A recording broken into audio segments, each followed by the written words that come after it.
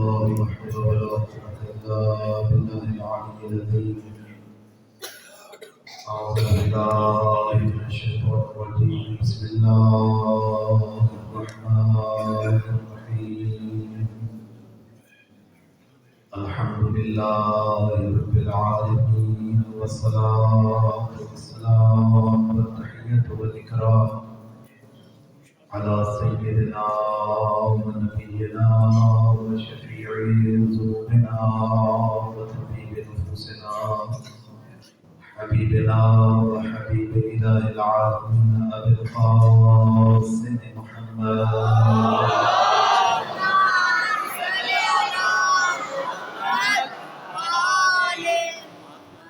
وعلى آله الطيبين الأطهرين المعصومين المنتجبين الذين أذهب الله عنهم الرجس وطهرهم تطهيرا.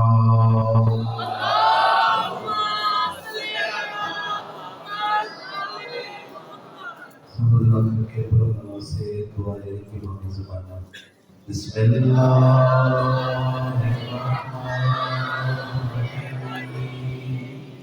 اللهم كل وليك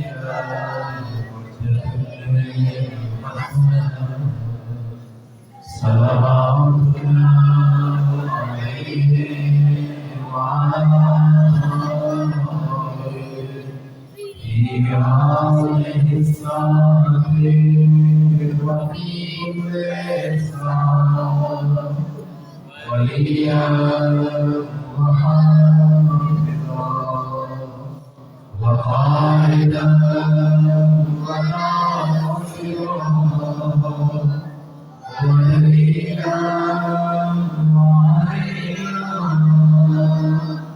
حتى تسكنه أرضك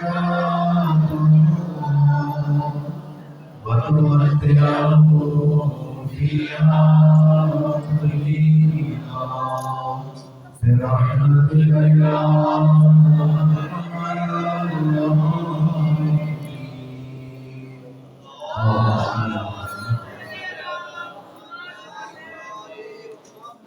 بسم الله الرحمن الرحيم.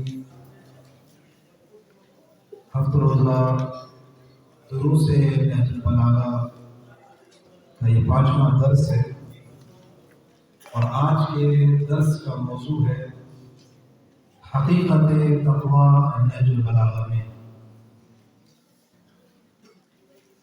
یہ تو ضروری ہے کہ انسان اگر اس دنیا میں کامیاب ہونا چاہتا ہے تو کامیابی کا بس یہی طریقہ ہے کہ انسان پرہیزگار ہونے میں ترغیب ہے، تبھی انسان کامیاب ہو سکتا ہے.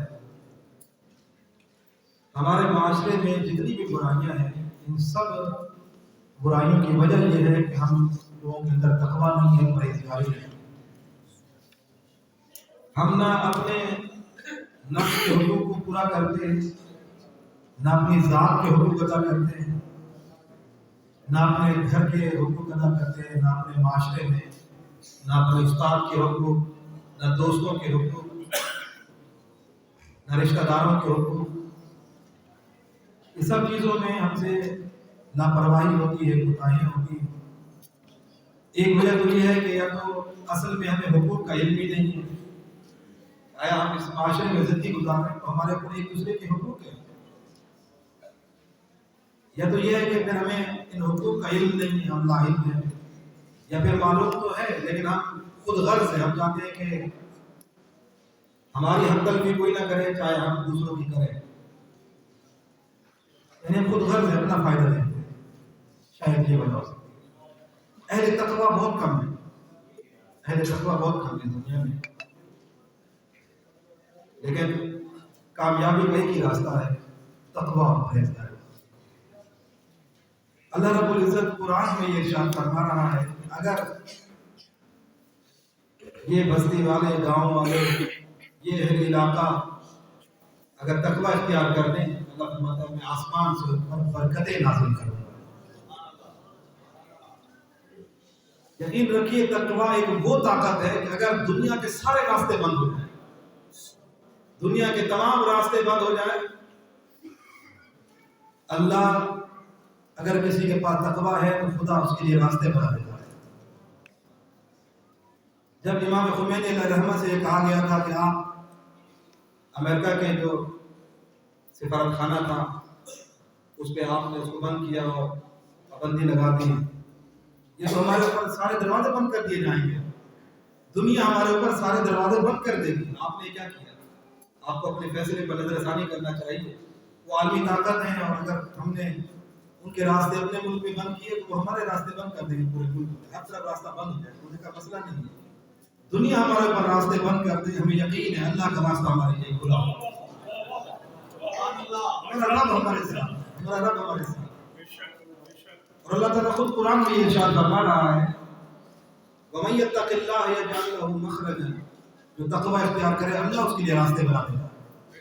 دنیا کے راستے بند ہو جائیں، آپ کے رشتہ دار آپ کے لیے راستہ بند کر دیں گے تقوی کی وجہ سے، آپ کے اہل علاقہ آپ کے تقوی سے پریشان ہیں وہ آپ کے لیے راستے بند کر دیں گے، دنیا والے راستے بند کر دیں۔ جہاں دنیاوی مشکلات پیدا ہو جائیں، جہاں انسان کے سارے راستے بند ہو جائیں، اللہ قرآن میں فرماتا ہے جو تقوی اختیار کرے گا میں اللہ اس کے لیے راستے بنا دوں۔ دنیا کی کوئی بھی پریشانی ہو، قرآن کی آیت ہے یجعل لہ مخرجا، یعنی خروج کی جگہ اللہ اس کے لیے راستے بنا دے گا۔ کوئی پریشانی ہو متقی انسان کے لیے اللہ راستے بنا دیتا ہے۔ کیوں؟ اس لیے کہ جو تقوی اختیار کرتا ہے وہ اپنے رب کی نافرمانی نہیں کرتا، اور جو اللہ کی نافرمانی نہ کرے پھر اللہ اپنے بندے کو دنیا میں پریشان نہیں ہونے دیتا۔ دنیا راستے بند کر دے اللہ اس کے راستے بند کرتا ہے۔ آواز قدرت ہے دنیا کے راستے بند ہو جائے اللہ اہل تقویٰ کے لیے آسمان کے دروازے کھول دے گا۔ پھر اس کے لیے دنیا ٹھیک ہے، دنیا اپنے مال و اسباب کو اس سے روک لے گی، لیکن اللہ تعالیٰ آسمان کے ذریعے سے اس کے اوپر اپنی برکات اور رحمتیں نازل کرے گا۔ اہل تقویٰ پر اگر کوئی پریشانی بھی آتی ہے وہ تقویٰ کی مدد سے اس کو برداشت کرتا ہے۔ آپ کو میں نے جو تقریباً کل یا پرسوں ایک درس دیا تھا اس میں یہ تھا کہ شہید مقاری لہر اپنے آپ میں پڑھا ہوگا، لیکن وجہ کیا ہے ہمارے ان میں مسائل کیوں ہیں؟ ہر روز کوئی نہ کوئی مسئلہ ہے معاشرے میں۔ انہوں نے یہ وجہ بیان کی کہ اصل وجہ یہ ہے کہ ہمارے اندر تقویٰ کی کمی ہے، تقویٰ نہیں ہے ہمارے اندر، پرہیزگاری نہیں ہے۔ تقویٰ چاہے مرد ہو یا عورت سب کے لیے ضروری ہے۔ اللہ تعالیٰ نے مرد اور عورت کو برابر مقام دیا ہے قرآن میں۔ یہ اسلام ہی ہے جس نے عورت اور مرد کو برابر مقام دیا ہے۔ اتنی عزت کسی اور دین میں نہیں ہے، کسی اور مذہب میں نہیں ہے جو اسلام نے عورت کو عزت عطا کی ہے۔ اللہ رب العزت قرآن میں فرماتا ہے من عمل صالحا من ذکر او انثی، اللہ فرماتا ہے چاہے وہ مرد یا عورت جو بھی عمل صالح کرے، اللہ فرماتا ہے وہ مومن ہو، شرط یہ ہے مومن ہو، عمل کرنے والا چاہے مرد ہو، عمل کرنے والا چاہے عورت ہو۔ اللہ تعالیٰ ارشاد فرما رہا ہے فَلَنُحْيِيَنَّهُ حَيَاةً طَيِّبَةً، اللہ فرماتا ہے اس کو پاک و پاکیزہ زندگی عطا کریں گے، اور فرمایا ہم ان کو ان کے اس عمل پر اجر بھی عطا کریں گے۔ یہ نہیں ہے کہ مرد سمجھے کہ بس میں نماز پڑھوں عورت کو کیا فائدہ ہے، میں بھی درسوں میں جاؤں عورت کو کیا ضرورت ہے گھر میں بیٹھے، نہیں، عورت تو بہت اہم کردار ہے۔ شاید وہ چیزیں مرد پر نہ ضروری ہوں جو ایک عورت پر بہت ضروری ہے۔ اب دیکھیں تحریک کربلا کا انقلاب کتنا عظیم تھا۔ کربلا وہ ہے کہ جس کو بنایا امام حسین علیہ السلام نے، جوان کے سردار نواسہ رسول، کربلا بنانے والے امام حسین ہیں، اور کربلا کو بچانے والے امام نہیں تھے، کربلا کو بچانے والے جناب زینب سلام اللہ علیہ۔ بنائی کربلا امام نے، بچایا بیوی نے۔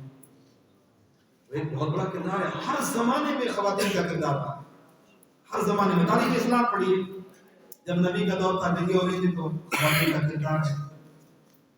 جناب خدیجہ کا اہم کردار ہے اسلام میں، جتنا حصہ جناب ابو طالب کا ہے اتنا حصہ جناب خدیجہ کا ہے اسلام میں، برابر برابر کا۔ حضرت حمزہ کی بہن تھے جناب صفیہ، بہت بڑا کردار ہے ان کا۔ جناب فاطمہ بنت اسد کا علی کے والدہ گرامی، ان کا کردار دیکھیں اسلام میں۔ تو عورت کا کردار بالکل، عورت کو احترام ہے، بہت عزت دی گئی ہے اسلام میں۔ آج کل کے زمانے میں جو عورت کے کردار کو، عورت کی عصمت کو نقصان پہنچایا جا رہا ہے آزادی کے نام پر، خواتین کو علم ہونا چاہیے کہ یہ پردہ ان کے لیے عذاب نہیں ہے بلکہ پردہ ان کے لیے حفاظت ہے. یہ حفاظت ہے. آپ دیکھیں جو ہلکی چیز ہو اس کو باہر رکھا جا سکتا ہے، مثلا لوہا ہے آپ اس کو باہر رکھ سکتے ہیں، بارش کا بھی خیال نہیں، کوئی مسئلہ نہیں. لیکن سونا اور چاندی جو قیمتی چیز ہوتی ہے اس کو لوگ باہر نہیں رکھتے ہیں ایسے، بلکہ اس کی حفاظت تجوری میں رکھا جاتا ہے. اسلام نے عورت کو پردہ دیا اس لیے کہ عورت ایک قیمتی چیز ہے، خیال رکھنا ہے اس کا. میں یہ بات اس لیے عرض کر رہا ہوں کہ صاحبان اولاد جن کی بیٹیاں ہیں وہ اولاد کے حق میں، بیٹیوں کے حق میں غفلت نہ کرتے ہیں. وہ یہ نہ کہ ہر چیز بیٹے کو دے اور بیٹیوں کو اہمیت نہ دی جائے، نہ بیٹیوں کو اہمیت دیں، بیٹیوں کی تربیت کریں. جہاں بچوں کی لیے فکر مند ہے کہ ان کو تھوڑی دینی تعلیم دی جائے، دنیاوی تعلیم دی جائے، وہاں بیٹیوں کو بھی تعلیم دیں، وہاں بیٹیوں کو دینی تعلیم دیں. کیوں؟ اس بیٹی نے ایک نسل کو پرواز چڑھانا ہے، نسل کی پرورش کرنی ہے. بیٹی کو بڑی عزت ہے. حکم ہے کہ جب اپنے گھروں میں جاؤ اور باہر سے کوئی چیز خرید کے جا رہے ہو اپنے بچوں کے لیے، جب گھر میں جاؤ اللہ نے تمہیں بیٹیاں دی ہوئی ہیں اور بیٹے بھی ہیں تو بیٹوں کو بعد میں دینا، سب سے پہلے بیٹیوں کو دینا.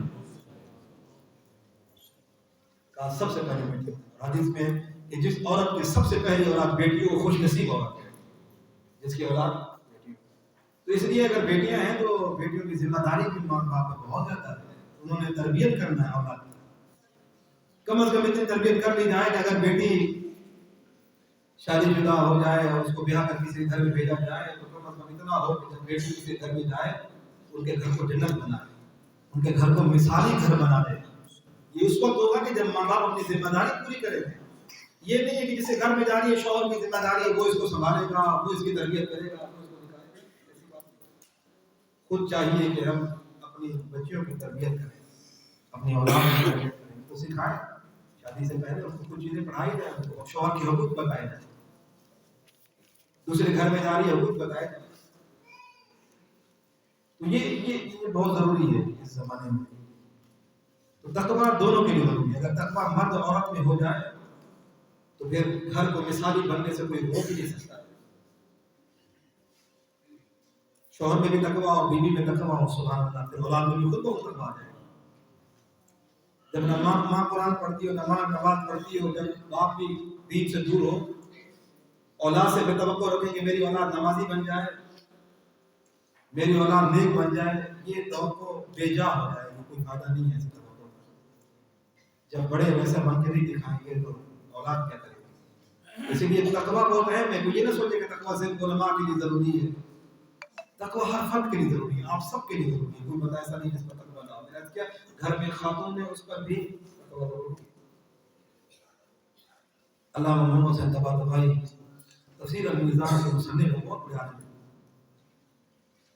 ان کا بیٹا بہت بڑے عالم تھے، وہ علامہ طباطبائی نجف میں زندگی گزاری. 20 سال میں انہوں نے ایک تفسیر لکھی ہے، تفسیر المیزان، جو ہمارے مذہب میں بہت بڑی تفسیر ہے. جہاں بھی تفسیر تفسیر ہے کہ پیش کی جائے تو ہمارے علماء اس تفسیر کو پیش کرتے ہیں. بہت عظیم تفسیر ہے ہمارے مذہب. عربی بھی دیکھیے، ایران کے عالم تھے اور اس کے بعد حالات میں وہ کہتے ہیں. اب دیکھیے ذرا گھر کا ماحول کیسا تھا. وہ کہتے ہیں میری بیوی جب بھی زیارت عاشورہ روز پڑھتی تھی اور جب بھی جناب معصومہ کن کے حرم میں جاتی تھی. اللہ اکبر، کتنی آپ دیکھیں، توجہ کیجیے گا. وہ بھی تو ایک گھر کا ماحول ہے نا، تقویٰ اور پرہیزگاری. کہا جب بھی میری بیوی اور جو شوہر ہیں وہ بھی اتنے بڑے عالم، علامہ محمد طباطبائی شہید مطہری کے استاد، اتنی بڑی شخصیت ہے علامہ محمد حسین طباطبائی عالم اللہ مقامہ. وہ کہتے ہیں جب بھی میری بیوی زیارت عاشورہ روز پڑھتی تھی تو امام حسین کو سلام کرتی تھی، میں اپنے کانوں سے امام حسین کی طرف سے اس کے سلام کا جواب سنتا تھا.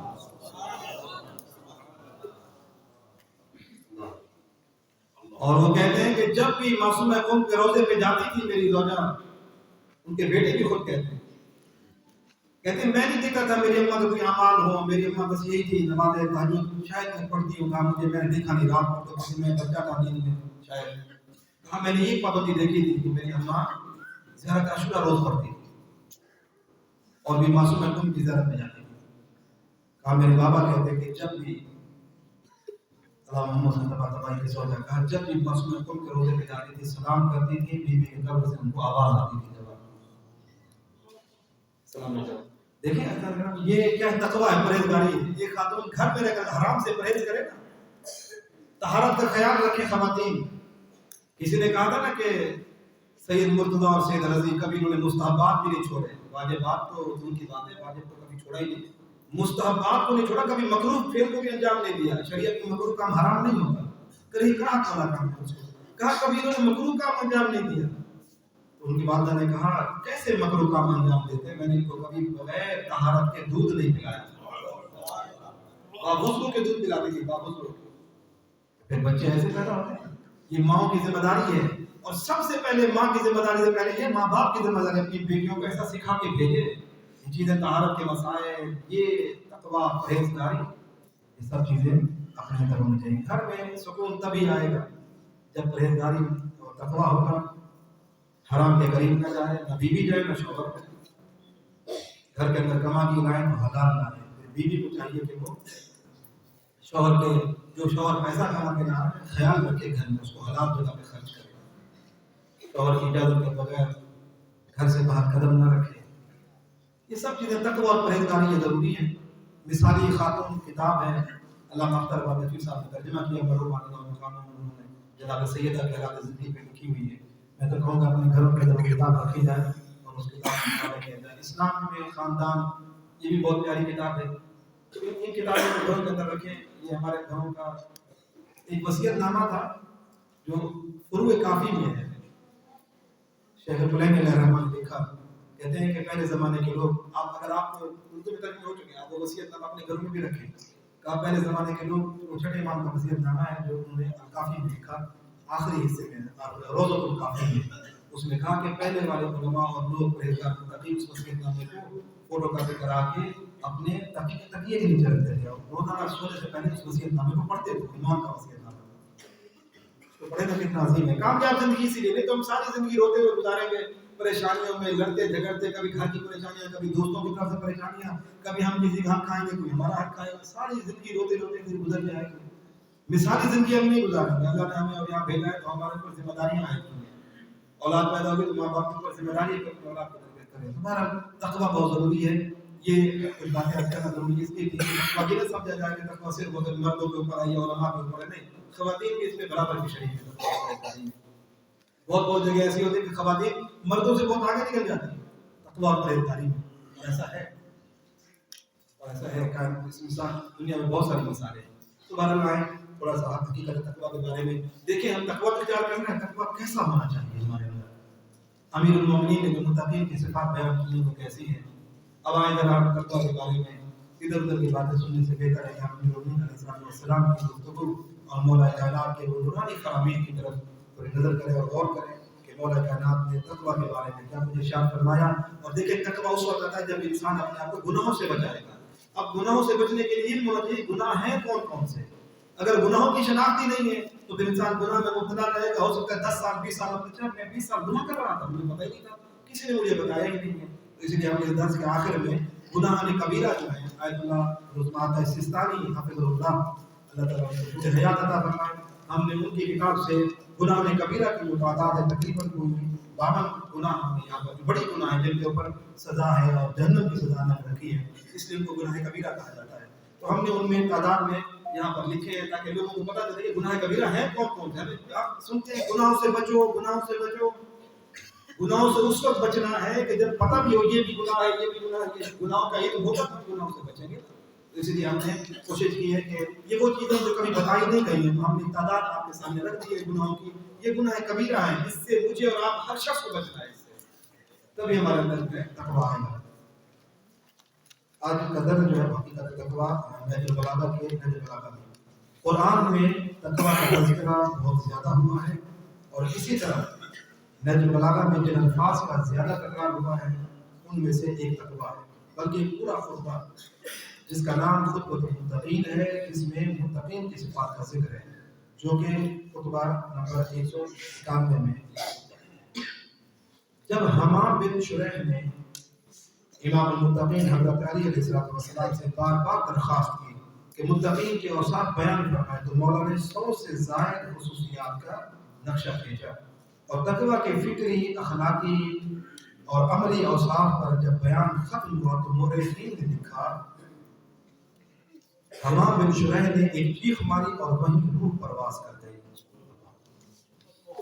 وہ مولا کو بار بار کہہ رہے تھے، انشاءاللہ آپ پڑھیں گے خطبوں میں جب آپ کے پاس کتاب ہے، مولا کہہ رہے تھے مولا بیان کریں، مولا نے کچھ بیان نہیں کہا اور بیان کریں، مجھے ایسا بیان کریں تقریب کہ میں جیسے متقین من کو دیکھ رہا ہوں، میرے سامنے ہر چیز واضح آ جائے میرے آنکھوں میں۔ امام نے کہا رہنے دے، اس نے بار بار امام نے کہا نہیں تیرے لیے بہتر نہیں ہے تو رہنے دے اس بات کو۔ اس نے بار بار سمجھ نہیں، مجھے مولا بتائیں، میں سننا چاہتا ہوں، آپ کی زبانی سننا چاہتا ہوں، اہل تقویٰ کون ہے؟ جب امیر المومنین نے خطبہ بیان کیا، خطبے کے آخر میں مورخین نے لکھا ہے کہ جب مولا نے خطبہ ختم کیا اس نے کہا مولا ہم تو ہمارے اندر ہم اتنے دور ہیں اہل تقویٰ اتنے گناہ چیخ ماری اس نے اور وہیں روح پرواز کر گئی۔ امیر المومنین نے فرمایا اسے رحمت خدا نے ڈھانپ دیا، یہ خدا کی رحمت ہے۔ فرمایا مجھے یہی ڈر تھا اس کے اوپر کہ یہ ان چیزوں کو برداشت نہیں کر سکے گا، لیکن چونکہ اس نے اصرار کیا تھا، میں نہیں بیان کرنا چاہتا تھا لیکن اس نے اصرار کیا اور یہ خدا کی رحمت تک پہنچ گیا۔ وہ اتنا عظیم صحابی تھا، دیکھیں اثر کتنا ہوا مولا کائنات کے کلام کا، ہمارے اوپر کتنا اثر ہوتا ہے۔ ہم ایک کان سے سنتے ہیں دوسرے کان سے بات نکلتی ہے، بات نکلے پتہ نہیں مولا نے کیا فرمایا۔ تو اس طرح کے بیانات امیر المومنین نے خود ارشاد فرمائے۔ انشاءاللہ اس خطبے کے دوسرے صفحے پہ ہم نے کچھ اس میں سے کلمات بیان کیے۔ آپ خطبہ نمبر 189 میں فرماتے ہیں بندگان خدا میں تمہیں تقوی الہی کی نصیحت کرتا ہوں کہ یہ تمہارے اوپر اللہ کا حق ہے، تقوی ہر بندے کے اوپر خدا کا حق ہے، اور اس سے تمہارا حق پروردگار پر پیدا ہوتا ہے، اس کے لیے اللہ سے مدد مانگو، یہ تقوی میں خدا کے لیے مدد مانگو اور اس کے ذریعے اسی سے طلب کرو۔ یہ تقوی آج دنیا میں صبر اور حفاظت کا ذریعہ، کل جنت تک پہنچنے کا راستہ ہے۔ یعنی دنیا میں بھی تقوی حفاظت کرتا ہے، آپ کی ڈھال جیسے ہوتی ہے، متقی انسان کا تقوی جو ہے اس کی حفاظت کرے گا، برائیوں سے مصیبتوں سے تقوی اس کو بچائے گا، اس کے لیے ڈھال کا کام دے گا۔ اور کہا کہ اس کا راستہ واضح پر چلنے والا، فائدہ حاصل کرنے والا ہے۔ امیر المومنین فرماتے ہیں جس کا امانت دار یعنی جس کے اندر تقوی ہے، حفاظت کرنے والا ہے، یہ تقوی اپنے کو ان پر بھی پیش کرتا رہا ہے جو گزر گئے اور ان پر بھی پیش کر رہا ہے جو باقی رہے، یعنی ہر ایک کے لیے تقوی ہے، پہلے والوں کے لیے بھی تقوی والوں کے لیے بھی، کہ سب کو کل اس کی ضرورت پڑنے والی ہے، خاص طور پہ قبر میں، جیسا کہ مولا کائنات کے ارشادات ہیں قبر میں تقوی کی بہت ضرورت ہے۔ قبر کی منزل بڑی سخت ہے، تنہائی کی منزل ہے، دنیا والے آپ کو دفن کر کے چلے آئیں گے، 2 منٹ آپ کی قبر میں بیٹھیں گے نہیں، کہیں جلدی کرو واپس چلو۔ اب وہ جو دنیا میں زندگی گزارتے تھے، واہ واہ ہوتی تھی، اب سب وہ تو نہ پڑے تھے قبر میں، یہاں کچھ کام نہیں آئے گا، یہاں صرف اور صرف تقویٰ کام آئے گا۔ اور اسی لیے امیر فرماتے ہیں کل اس کی ضرورت پڑنے والی ہے، جب پروردگار اپنی مخلوقات کو دوبارہ پلٹائے گا اور جو کچھ عطا کیا ہے اسے واپس لے لے گا اور جن نعمتوں سے نوازا ہے ان کا سوال کرے گا، کس قدر کم ہے وہ افراد جنہوں نے اس کو قبول کیا ہے، تقوی کو قبول کیا ہے، اور فرمایا اس کا واقعی حق ادا کیا ہے۔ یہ لوگ عدد میں بہت کم ہیں لیکن اللہ کی اس توصیف کے حقدار ہیں کہ میرے شکر گزار بندے بہت کم ہیں، یعنی صاحبان تقوی شکر گزار ہیں اللہ کے، اللہ کہتے ہیں وہ میرے بندے بہت کم ہیں جو شکر گزار ہیں اللہ کی عزت کے۔ اور پھر اس کے بعد فرمایا جسے تقوی بلند کر دے اسے پست مت بناؤ، اور جسے دنیا اونچا بنا دے اسے بلند مت سمجھو۔ دنیا نے آپ کو اونچا کر دیا، دنیا نے آپ کی واہ کر دی، آپ بلند ہو گئے، مولا فرماتے ہیں اس کو بلند نہ سمجھنا۔ جس کے اندر تقوی ہو، بے شک وہ ایک کونے میں بیٹھا ہو، اس کے اندر تقوی ہو، بلند اسی کو سمجھنا، عزت اسی کو دینا، کبھی اس کو نہ سمجھنا ہے کونے میں بیٹھا ہوا، نہیں دیکھو اس کا پرہیزگار کتنا ہے، خدا کی نافرمانیوں سے بچتا ہے، تو سمجھنا یہی سب سے بڑا بلند انسان ہے۔ اسی لیے ہمارے علماء ساری زندگی ایک کونے میں گزار دیتے ہیں لیکن دین کی خدمت تقوی اور پرہیزگاری، اسی لیے ہمارے نزدیک سب سے بلند وہی ہے علماء تقوی، صاحبان تقوی، مولا کرم فرماتے ہیں صاحبان تقوی کو عزت عطا کرو۔ اور فرمایا یقیناً تقوی الہی، تقوی الہی ہدایت کی کلید، یعنی تقوی ہے الہی ہدایت کی چابی ہے، جسے تقوی اختیار کیا سمجھے وہ اپنے مالک کی ہدایت اس کو مل گئی، آخرت کا ذخیرہ ہے، خواہشوں کی ہر غلامی سے آزادی، ہر تباہی سے نجات کا باعث ہے، اس کے ذریعہ طلبگار منزل مقصود تک پہنچتا اور سختیوں سے بھاگنے والا نجات پاتا ہے اور مطلوبہ چیزوں تک پہنچ جاتا ہے۔ خطبہ نمبر 227 میں امیر المومنین نے یہ ارشاد فرمایا۔ خطبہ نمبر 16 میں امام فرماتے ہیں معلوم ہونا چاہیے کہ گناہ ان سرکش گھوڑوں کے مانند ہے جن پر ان کے سواروں کو سوار کر دیا جائے اور باغیں بھی ان کی اتار دی گئی ہوں اور وہ لے جا کر انہیں دوزخ میں پھانک پڑے معاذ اللہ۔ جیسے ایک سواری ہوتی ہے، اگر گھوڑے کی لگام نہ ہو گھوڑا اپنی مرضی سے چلے گا، ہو سکتا ہے اپنے سوار کو گرا بھی دے کہیں پہ، یقیناً گرا دے گا، سرکش گھوڑا جو کسی کو سوار بھی نہ ہونے دے۔ تو مولا فرماتے ہیں گناہ ایسے ہیں کہ اگر آپ نے گناہ کیا تو آپ گناہ کی سواری پہ سوار ہو گئے۔ گناہ کی سواری ایسے جیسے سرکش گھوڑا ہو جو مالک کے کنٹرول میں نہ ہو، پھر اس کو جان۔ مولا فرماتے ہیں جو گناہوں پہ سوار ہو گیا پھر وہ سیدھا جہنم میں جائے گا، لیکن جو تقویٰ کی سواری ہے وہ کیسی ہے، آگے چاہتا بتا رہے ہیں۔ فرماتے ہیں اور تقویٰ رام کی ہوئی سواری کے مانند ہے، یعنی جیسے سواری ہوتی ہے نا جو تابع ہو اپنے مالک کے، جس کے اوپر ہاتھ پھیر پھیر کے اس کو رام کیا جائے، اس کو نرم کیا جائے تاکہ وہ اپنے مالک کے اشارے پہ چلے۔ تو مولا فرماتے ہیں تقویٰ ایسی سواری ہے جو رام کی ہوئی سواری کے مانند ہے، جن پر ان کے سواروں کو سوار کیا گیا، اس طرح کے باغیں ان کے ہاتھ میں دی گئی سواروں کے ہاتھ میں، اور وہ انہیں باطمینان لے جا کر جنت میں اتار دیں۔ سبحان اللہ۔ جو تقویٰ کا سوار ہوگا وہ سیدھا جنت میں جائے گا، جو گناہ کا سوار ہوگا وہ فرماتے ہیں سیدھا جہنم میں جائے گا، اس کا راستہ سیدھا جہنم ہے۔ تو ہمیں اور آپ کو چاہیے کہ ہم تقویٰ کی سواری پہ سوار ہو جائیں، گناہ روز دن بدن گناہ کر کے ہم گناہوں کی سواری پہ سوار نہ ہوں، پھر تو ہم سیدھے جہنم میں جائیں گے معاذ اللہ، خدا نہ کرے۔ علامہ مفتی جعفر حسین مرحوم علی اللہ مقامہ لکھتے ہیں اسی فرمان کے مولا کے اس خطبے کے فرمان کے آخر میں علامہ مفتی صاحب نے بڑا پیارا تجزیہ کیا ہے، میں چاہ رہا تھا کہ اس کو آپ کی خدمت پیش کیا جائے تو میں نے آپ کی خدمت پیش کیا۔ اللہ تعالیٰ مفتی صاحب کو درجات بلند فرمائے اور خدا ہمیں ان کے جو انہوں نے ہمیں دے کر گئے علوم آل محمد، خدا ہمیں ان کو حاصل کرنے اور ان پر عمل کرنے کی توفیق عطا فرمائے۔ معلوم ہونا چاہیے، مفتی صاحب کہتے ہیں معلوم ہونا چاہیے عظمت و جلال الہی سے دل و دماغ میں متاثر ہونے کا نام تقویٰ ہے۔ یعنی خدا کی عظمت سے وہی بندہ متاثر ہوگا جس کے اندر تقویٰ ہوگا، نہیں تو اللہ کی عظمت بالکل کبھی انسان متاثر اس سے ہو بھی نہیں سکتا ہے۔ اگر انسان تقوی کی وجہ سے عظمت و جلال الہی سے متاثر ہو جاتا ہے، اس کے بعد کہتے ہیں جس کے نتیجے میں انسان کی روح خوف و خشیت الہی سے معمور ہو جاتی ہے، انسان کے اندر خوف پیدا ہو جاتا ہے، اور پھر نتیجہ کیا نکلے گا؟ اگر انسان کا دل ایسا ہو جائے تو کہتے ہیں نتیجہ پھر یہ نکلے گا کہ عبادت اور ریاضت میں سرگرمی پیدا ہو جائے گی۔ پھر یہ ہو ہی نہیں سکتا انسان سے نماز چھوٹ جائے، پھر یہ ہو ہی نہیں سکتا انسان سے تہجد چھوٹ جائے، پھر یہ ہو نہیں سکتا کہ انسان کسی کا حق کھائے، پھر خدا کی عبادت کرنے کو دل کرے گا۔ کیوں؟ کیونکہ تقویٰ کی وجہ سے خدا کی عظمت دلوں میں آ گئی، خوف خدا دل میں آ گیا، اب عبادت کرنے کو دل کرے گا۔ آگے کہتے ہیں ناممکن ہے کہ دل میں اس کا خوف بسا ہو اللہ کا اور اس کا اظہار انسان کے افعال و اعمال سے نہ ہو۔ جس انسان کو گناہ کرتے ہوئے دیکھو وہ سمجھ جاؤ کہ وہ خدا سے نہیں ڈرتا ہے، معاذ اللہ، اس کے اندر خوف خدا ہے ہی نہیں۔ ویلا جس کے اندر خوف خدا ہوگا وہ کبھی نافرمانی خدا کی کرے گا ہی نہیں۔ اس کا مطلب ہے ابھی تک دل میں خوف خدا نہیں آیا ہے، ہم اللہ کا وہ عظمت جلال، ہم نے خدا کی قدر نہیں کی، ہم نے خدا کو پہچانا نہیں۔ سیدھی بات ہے، جو خدا کو پہچان لے وہ کبھی گناہ نہیں کرے گا۔ جیسے کسی نے معصومین سے پوچھا، کہا کہ آپ گناہ نہیں کرتے، کبھی گناہ کے بارے میں سوچا بھی ہے؟ فرمایا نہیں، ہم نے کبھی گناہ کے بارے میں سوچا بھی نہیں ہے۔ حیران ہو گیا، کہا مولا یہ کیسے ہو سکتا ہے؟ انسان گناہ کے بارے میں سوچ سکتا ہے، تھوڑی دیر سامنے مثلا شراب رکھی ہے معاذ اللہ، بندہ کہے میں اس کو پیوں، پیے نہیں لیکن سوچ تو سکتا ہے۔ آپ یہ کیسے ہو سکتا ہے کہ آپ نے کبھی گناہ کے بارے میں سوچا بھی نہ ہو؟ بتائیے امام نے کیا جواب دیا؟ کہا جب تو جاتا ہے گندگی کرنے کے لیے، اپنی گندگی کبھی تو نے کھائی ہے کبھی؟ کہا مولا میں نے کبھی سوچا بھی نہیں ہے کہ واش روم جاؤں اور گندگی کے بارے میں، تو کھانے کی چیز میں نے کبھی سوچا ہی نہیں ہے۔ کہا جس طرح تم نے اس کے بارے میں کبھی نہیں سوچا، ہم نے کبھی گناہ کے بارے میں بھی نہیں سوچا ہے۔ ایک مثال دی اس کے ذہن کے مطابق۔ ہم نے کبھی معصومین وہ ہیں کہ جو کبھی گناہ کے بارے میں، کیوں؟ اس لیے کہ عظمت الہی ان کے سامنے ہے، وہ خدا کی عظمت کو سمجھتے ہیں، خدا کے جلال کو سمجھتے ہیں، اس لیے گناہوں سے محفوظ ہے۔ ایسا نہیں کہ مجبوراً ان کو گناہ اللہ کی طاقت نہیں کرنے دے رہی معصوم کو، نہیں، وہ تو پھر مجبور ہو جائیں گے۔ یہ تو فرشتے ہیں جن کو اللہ گناہ نہیں کرنے دیتا، پھر فرشتے مجبور ہیں۔ لیکن معصومین گناہ نہیں کرتے سے مطلب یہ نہیں معاذ اللہ کو خدا کی طاقت نے روکا ہو، وہ گناہوں کے قریب جا رہے تھے، نہیں معاذ اللہ، وہ گناہوں کے بارے میں سوچتے بھی نہیں ہیں، گناہ اپنے اختیار سے نہیں کرتے ہیں۔ کیوں؟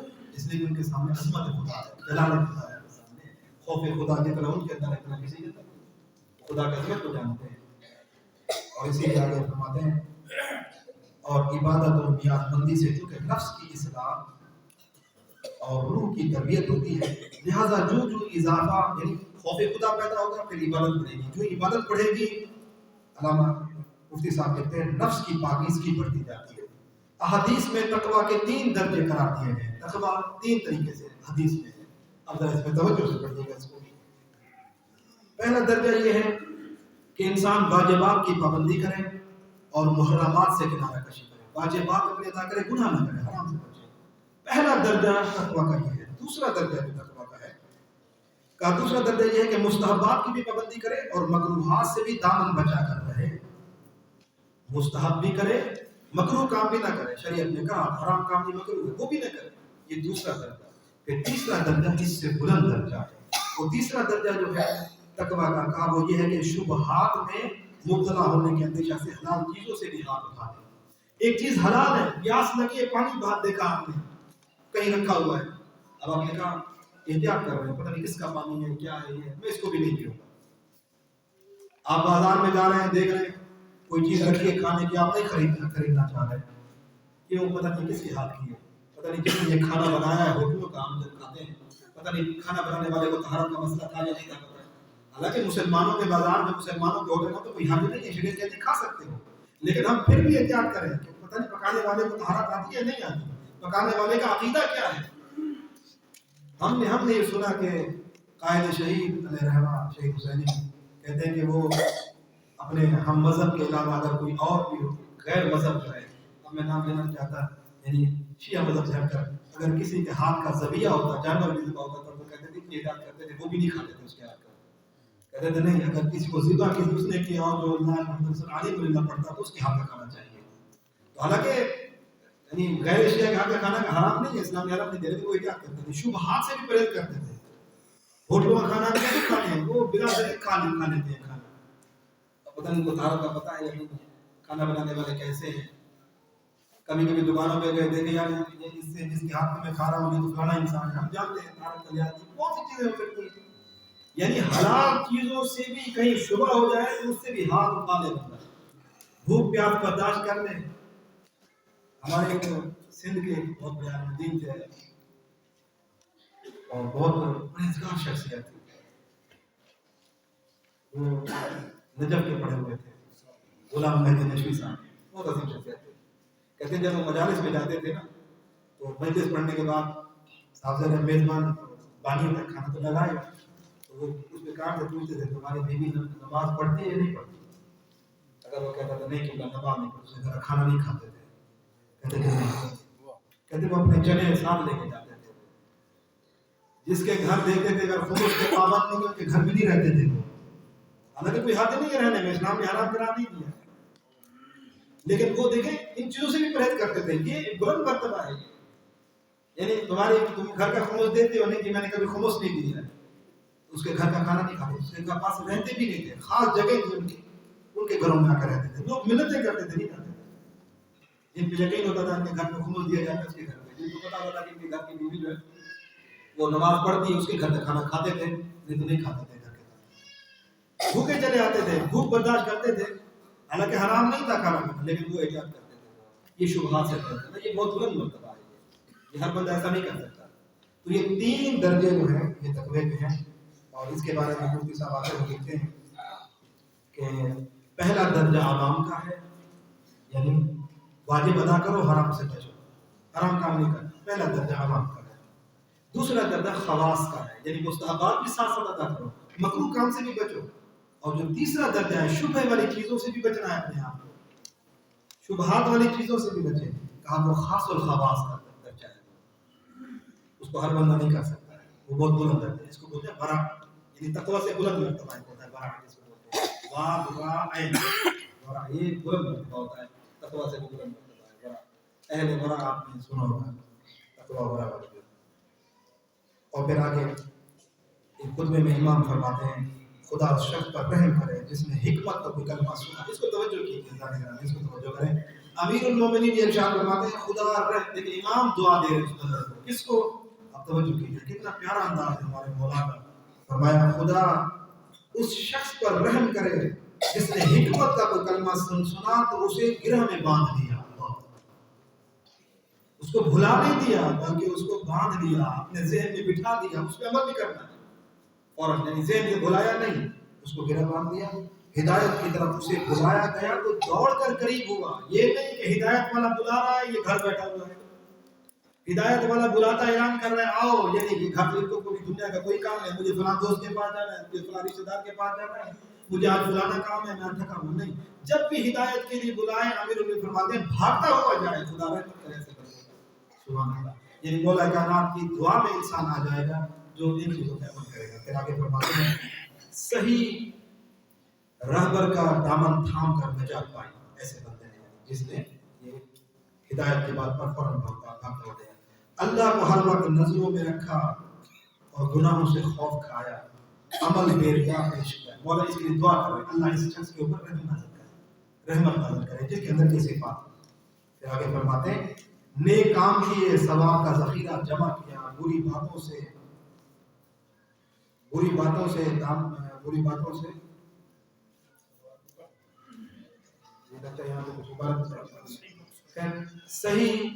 صحیح مقصد کو پا لیا، اپنا عجل سمیٹ لیا، خواہشوں کا مقابلہ کیا، امیدوں کو جھٹلایا، صبر کو نجات کی سواری بنا دیا، موت کے لیے تقوی کا ساز و سامان کیا، روشن راہ پر سوار ہوا، حق کی شاہراہ پر قدم جمائے، زندگی کی مہلت کو غنیمت سمجھا، موت کی طرف قدم بڑھائے اور عمل کا زاد ساتھ دیا. سبحان اللہ. ایک جملے میں آپ دیکھیں ان چند سطروں میں امیر المومنین نے ایک کامیاب زندگی کے سارے اصول بیان کروا دیے. آپ اس کو غور سے ذرا پڑھیے گا، ایک جملے پہ اگر آپ غور کریں ایک جملے پہ تو شاید ایک جملے کے اوپر 10 دن کے درس بھی ہو سکتے ہیں. ایک جملہ پوری زندگی کو امام نے کامیاب زندگی کو ان 2-3 سطروں میں مولا کائنات نے بیان فرما دیا. اس میں سارے حقوق بیان ہو گئے، اپنے نفس کے حقوق بھی بیان ہو گئے، معاشرے کے حقوق بھی 3 سطروں میں بیان ہو گئے، علماء کے حقوق بھی اس میں ہیں. بہت عظیم جملے ہیں، امیر نے ایک جملے میں بہت کچھ بیان کر دیا. پوری امیر نے کامیاب زندگی کے سارے اصول ان سطروں میں بیان کر دیے. یہ ہے حقیقی رہبر، یہ ہے معصوم رہبر کہ جو کم الفاظ میں پوری زندگی کے رہنما اصول بیان کر دیے.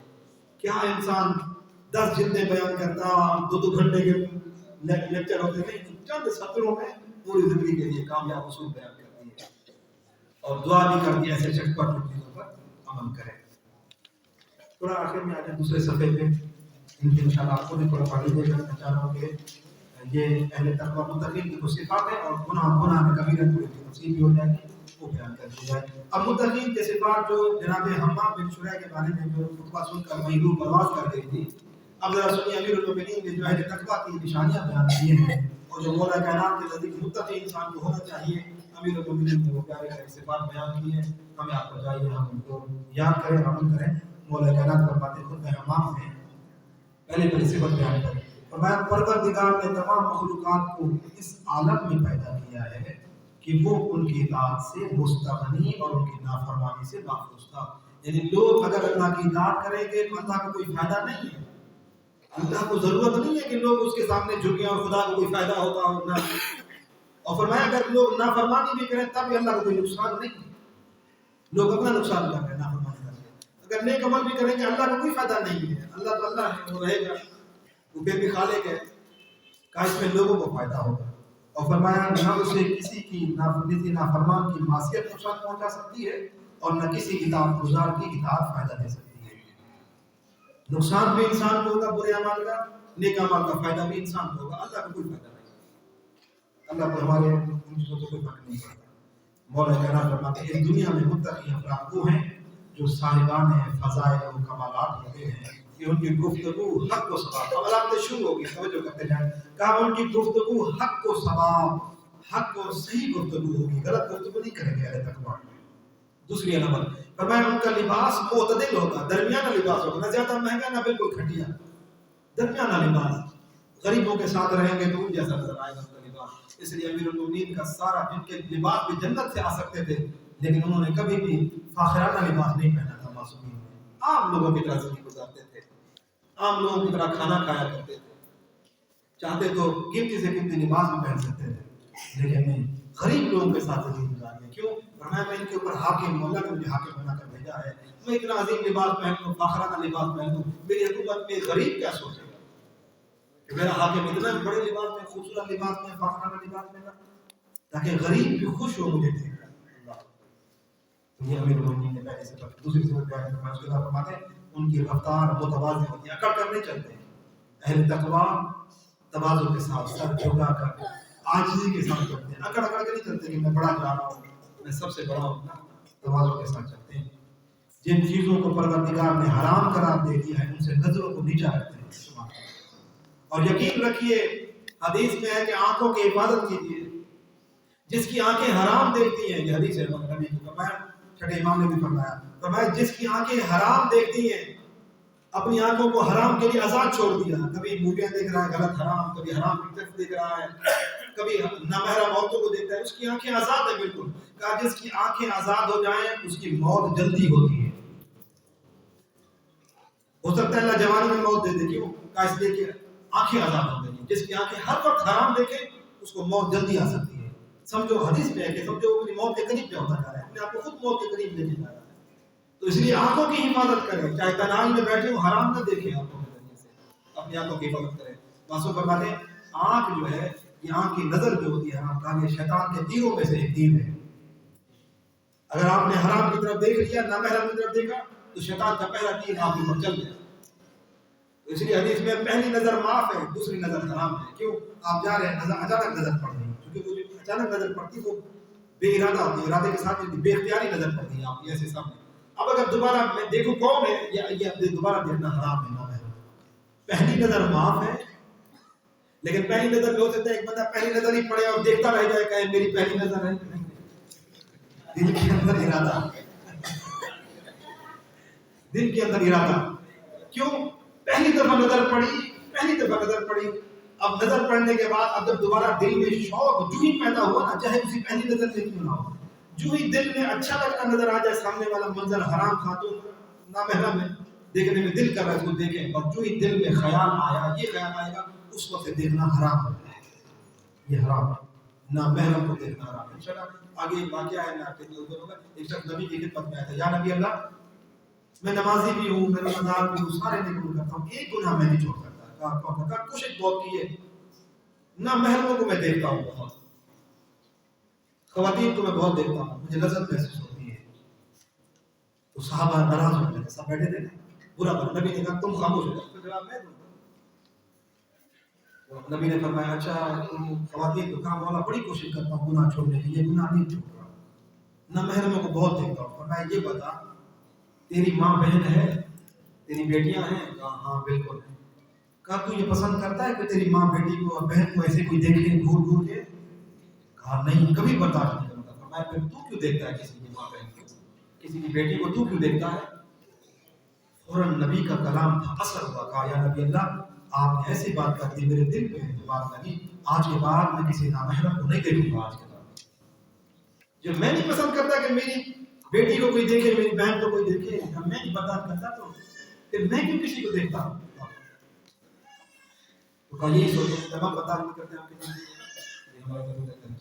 تو کہا کہ اپنی آنکھوں کو حرام سے بچائیں۔ یہ آج کل وقت پاس کیا جاتا ہے، ویڈیوز میں، موویز میں، غلط میں، سب چیزیں حرام ہیں، چیزوں میں احتیاط کرنا چاہیے۔ چیزوں میں بہت سے لوگ ہوتے ہیں نا، موویاں دیکھنے، کہا یہ والی خاتون مجھے بڑی پسند ہے، یہ والی خاتون یہ پرانی یہ پسند ہے، یہ حرام ہے، یہ کہا بالکل حرام ہے، یہ جائز نہیں ہے۔ یعنی اللہ خدا پناہ دے ان چیزوں سے۔ انسان نمازی بھی ہو، روزہ دار بھی ہو اور پرہیزگار متقی کیسے بن سکتا ہے انسان؟ کیسے باتیں قبول ہوگی؟ کسی نے جملہ آ گیا بس کرتا چلو، ہم نمازیں پڑھتے ہیں، ہمیں معلوم ہے کہ ہماری نمازیں قبول ہوئی نہیں ہوئی۔ مولانا امام جعفر صادق علیہ السلام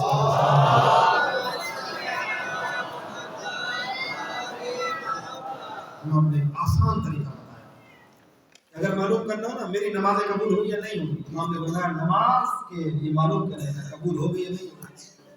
آسان طریقہ ہے، ہر بندہ خود فیصلہ کرے، کیونکہ ابھی ہمیں پتہ نہیں ہے، پتہ کہ قیامت والے زندگی کا نمازیں قبول ہوئی نہیں، لیکن امام نے دنیا میں بتا دیا، بیان اور پیمانہ بتا دیا کیسے۔ کہا نماز پڑھ کے جب تم مصلی سے اترو، اب دیکھو جو نماز سے پہلے گناہ کر رہے تھے، اب بھی اگر تمہیں دل کر رہا ہے وہی گناہ کرنے کا، تو سمجھو اللہ نے تمہاری نماز قبول نہیں کی ہے۔ اگر نماز پڑھنے کے بعد گناہ کرنے کا دل نہیں کر رہا تو سمجھو اللہ نے تمہاری نمازیں قبول کر دی۔ کیوں؟ اللہ قرآن میں کیا فرماتا ہے؟ ان الصلاۃ تنہی عن الفحشاء والمنکر نماز برائی اور بے حیائی کے کاموں سے روکتی ہے. اس کا مطلب ہے نماز پڑھنے کے بعد اگر بندہ بے حیا بن جائے، نماز پڑھنے کے بعد پھر بھی وہی غیبت، پھر بھی وہی سود، پھر بھی وہی شراب معاذ اللہ، پھر بھی وہی برائیاں، سمجھے میری نماز مجھے فائدہ نہیں دے رہی، میری نماز قبول نہیں ہو رہی ہے. نماز کے بعد دیکھیں، اگر نماز کے بعد نامحرم کو دیکھنے سے ڈر لگتا ہے کہ نہیں، میرے کو خوف خدا ہے، سمجھے میری نماز سے قبول ہے، میری نماز مجھے حرام سے روک رہی ہے، تو وہ نماز قبول ہے. اگر نماز پڑھنے کے بعد گناہ سے نہیں بچ رہا تو سمجھے نماز قبول نہیں. تو بہرحال آنکھوں کی حفاظت کریں. میں بار بار کہوں گا کیوں؟ کیونکہ حدیث میں بہت سخت چون ہے، کہا کہ اپنی آنکھ کی حفاظت نہیں کرتا، حرام دیکھتا ہے، اللہ اس کو جلدی موت دے دے، اس کی زندگی کم ہو جائے. اس لیے آنکھوں کو آزاد نہیں چھوڑنا چاہیے، حرام سے اپنی آنکھوں کو بچائیں.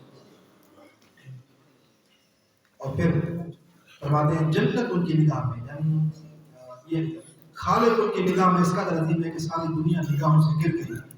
جنت ان کی نگاہ کے سامنے اس طرح ہے کہ نعمتوں سے لطف اندوز ہو رہے ہیں، اور جہنم ان کو اس طرح دیکھ رہے ہیں جیسے اس کے عذاب کو محسوس کر رہے ہیں. اللہ اہل تقویٰ کے سامنے جہنم اس طرح ہوتا ہے. وہ یہ نہیں دیکھتے کہ ہاں دیکھا جائے گا جنات، وہ کہتے ہیں جیسے ہمارے جہنم کا عذاب ہمارے سامنے ہو رہا ہے. وہ جنت کو اپنی آنکھوں کے سامنے دیکھتے ہیں، پھر وہ گناہ نہیں کرتے.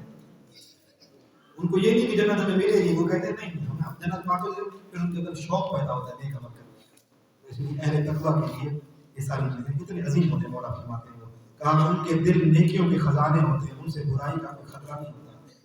یعنی لوگ ان سے ڈرتے نہیں ہیں کہ ہمیں نقصان پہنچائے گا، کیوں؟ اہل تقویٰ ہے، پرہیزگار ہے. دنیا نے انہیں بہت چاہا لیکن انہوں نے اسے نہیں چاہا، اور اس نے انہیں بہت گرفتار کرنا چاہا لیکن انہوں نے فدیہ دے کر اپنے آپ کو چھڑا لیا. دنیا اتنی بری ہے کہ امیر المومنین نے دنیا کو طلاقیں دے دی ہیں. تین طلاقوں کے بعد پھر رجوع ممکن نہیں ہوتا، پھر وہ بیوی نہیں بن سکتی ہے. امیر المومنین نے دنیا کو 3 طلاقیں دے دی. جس کو امیر المومنین نے طلاقیں دی ہیں اور ہم ان کے چاہنے والے دنیا کے پیچھے بھاگے ہیں تو بہت بری بات ہے. ہمیں بھی دنیا سے انہیں نفرت ہونی چاہیے. اور پھر فرمایا کہ راتوں کے وقت مصلے پر کھڑے رہتے ہیں، راتوں کو مصلے پہ کھڑے رہتے ہیں، خوش و حامی کے ساتھ تلاوت قرآن، اچھے آواز میں قرآن کی تلاوت کرتے ہیں، اپنے نفس کو محزون رکھتے ہیں، اور اسی طرح اپنی بیماری دل کا علاج کرتے ہیں. یہ رکوع میں کمر خمیدہ اور سجدہ میں پیشانی، ہتھیلی، انگلیوں اور گھٹنوں کو فرش خاک کیے رہتے ہیں. پروردگار سے ایک ہی سوال کرتے ہیں اہل تقویٰ، کیا؟ کہ ان کی گردنوں کو آتش جہنم سے آزاد کر دے. ہمیشہ اپنے نفس پر کوتاہیوں کا الزام رکھتے ہیں اور اپنے اعمال سے خوفزدہ رہتے ہیں. جب ان کی تعریف کی جاتی ہے تو اسے خوفزدہ ہو جاتے ہیں اور کہتے ہیں خدایا مجھ سے ان کے اقوال کا محاسبہ نہ کرنا. تعریف سے خوش نہیں ہوتے یعنی وہ، اور مجھے ان کے حسن زن سے بھی بہتر قرار دینا، اور پھر ان گناہوں کو معاف بھی کر دینا جنہیں یہ سب نہیں جانتے. کتنی نیکیاں جو اللہ نے ہمارے لوگوں میں مشہور کر دی ہیں. لوگ ہمارے گناہوں سے واقف نہیں ہیں، ہم چھپے ہوئے گناہ کرتے ہیں لیکن لوگ واقف نہیں ہیں. تو کہا اہل تقویٰ میں دعا کرتے ہیں پروردگار جو یہ لوگ مجھے اچھا سمجھ رہے ہیں نا، مجھے اس سے اور اچھا بننے کی توفیق عطا کر، اور جو میرے گناہ چھپے ہوئے ان کو پتہ نہیں نا، مجھے میرے گناہ کو معاف کر دے تاکہ مجھے اپنے سامنے کبھی ذلیل و رسوا نہ کرنا. پروردگار اہل تقویٰ ہمیشہ اس خواہش میں رہتے ہیں. اور کہا اگر نفس ناگوار امر کے لیے سختی بھی برداشت کرے تو اس کے مطالبہ کو پورا نہیں کرتے. اللہ ایک ناگوار امر ہے، اس کے لیے سختی اٹھانا پڑے گی اس کے لیے، تو کہتے ہیں اپنے نفس کے اس مطالبے کو، اپنے نفس کی خواہش کو پورا نہیں کرتے. ظلم کرنے والے کو معاف کر دیتے ہیں، محروم رکھنے والے کو عطا کرتے ہیں. کسی نے حق نہیں دیا کوئی حق نہیں، پھر ان کو دے دیں. آپ کو مثال بتاؤں، ایسی مثال کب ہوئی؟ جب حاکم شام نے جنگ صفین کے دوران امیر المومنین کے پانی بند کر دیا تھا، فرات پہ قبضہ کر لیا، پانی بند کر دیا، ادھر سے پیاسے رہنے لگے، اور پھر مولا کائنات کی طرف سے حملہ کر کے جب نہر واپس لے لی گئی، اب جب وہ پیاس سے مرنے لگے تو مشکیزیں لے کر آئے امیر المومنین کے خیمے کی طرف. تو صحابہ اکٹھے ہو گئے، مولا اب تو موقع ہے، اب ان کو پیاسا ماریں گے ہم کو، انہوں نے ہمارا پانی بند کیا تھا، مولا اب ہم ان کا پانی بند کر دیں گے. یہ آ رہے مولا ان کو پانی نہ دینا. مولا فرماتے ہیں اگر میں نے ان کو پانی نہ دیا تو علی میں اور حاکم شام میں پھر حق کیا رہ جانا. کہا اس نے ہمیں محروم کیا.